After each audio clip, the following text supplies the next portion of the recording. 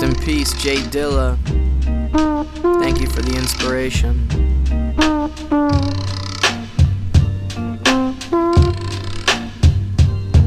It's the story of a boy and a girl and a third who remains without a name to the rest of the world. And as the story unfurls, the nameless one remains the one whose face is stuck in shapes that love could never have birthed. A miraculous creation born to mirror what is latent underneath all of the teeth that grit when what's beneath attempts to leak free through the cracks in the smiles of the ones who teach. The boy and the girl who know all the answers that are written on the sheet and couldn't possibly be wrong, for they were listed by the thinker whose decision is to preach, whose mission is to seek. And if he's looking so hard, his vision can't be bleak, so they choose to believe in a choice that relieves all the hardships that surface sailing through the deep seas. But the one with no name, no title, no shame sets off on an odyssey that promises not to solace weeks with no waves. No exit in sight, no escape from the light. Chose to make it a point, she hoped to see he was right. Triangle was fixed, love chiseled within. Equivalent distance, felt to them but a sin. One of them must quit.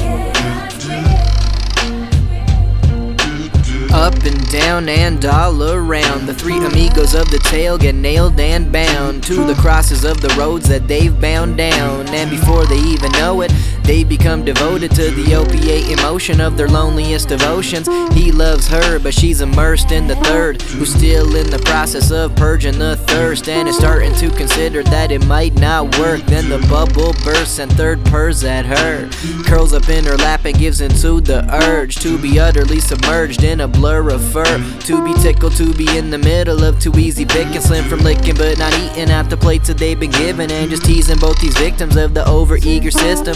Ditch them and then leave them with not inside their pockets but some onomata peanuts to beat an extinct like a non-existent genus. He and she have both seen it, they've lived it and they've dreamed it, feasted on a smidgen of that wondrous love and feeling, and now they've caught the bug like flying into Venus. Attempts to find a cure were made in vain, like intravenous.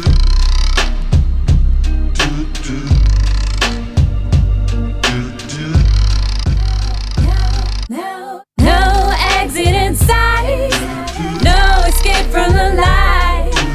Chose to make it a point, she hoped to see he was right. Triangle was fixed, love chiseled within. Equivalent distance, felt to them but a sin. One of them must quit.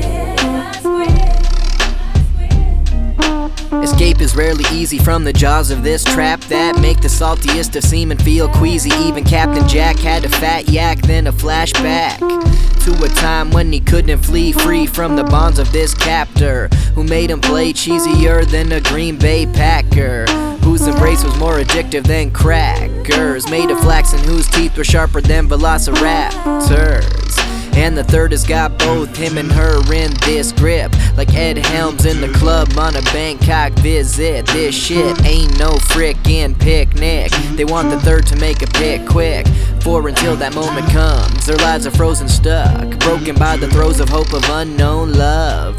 So they give the third an ultimatum, a date when they will cut the chasing, dump their patience, hunger, aching, lust and craving, love and waiting. And if there's not an answer, they will say enough's enough and run until their hearts are vacant of this uncontrollable invasion. Then just like that there is decision that cuts the tension like incision. Third infers that this position is not befitting of this quickest of existences, and spits that this is it. I choose neither one nor the other as my one soul lover, the concept of a soulmate fucker. I choose to have both of you, but there's a catch-22. You shall be trapped in an everlasting battle for the rankings of 1 and 2, fighting for my affection till your love is bruised. They look at each other, him and her, and at the same damn time say fuck the third. Clasp their hands together and skip into the sunset, deciding in that moment that one day they will become wed.